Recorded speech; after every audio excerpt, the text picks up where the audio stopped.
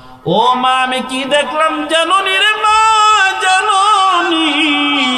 আমি যখন রওনা হয়েছি আমি চিন্তা করলাম, হাঁটতে হাঁটতে অনেক দূরে চলে গেলাম, বকরির খবরটা আমার নাই। আমি টেনশনে পড়ে গেলাম, হায় আমার বকরি কোথায় গেল, আমার বকরি কোথায় গেল?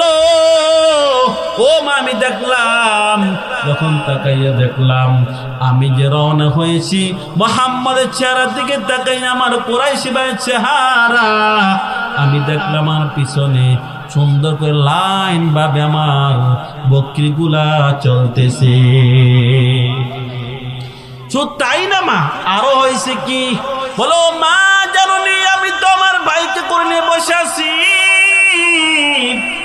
আমার কুরাইশি ভাইকে নিয়ে আমি বসে আছি।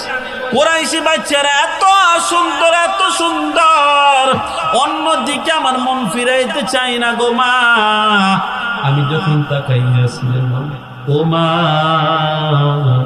আমি হঠাৎ করে দেখি কেমন যেন অন্ধকার হয়ে গেছে। কি ব্যাপার, এই মাত্র আসলাম, অন্ধকার হইল, কারণটা কি?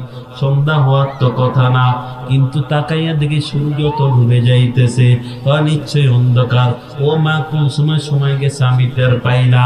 মা, জানি সেদিন কি হয়েছে? ও মা, ও মা, আমি আমার ভাইয়ের দিকে তাকাইয়াছিলাম, আমি চিন্তা যখন পড়ে গেলাম যে অন্ধকারের মধ্যে আমার বকরি কোথায় খুঁজে পাবো, বকরি খোঁজার জন্য আমি পাগল হয়ে গেলাম।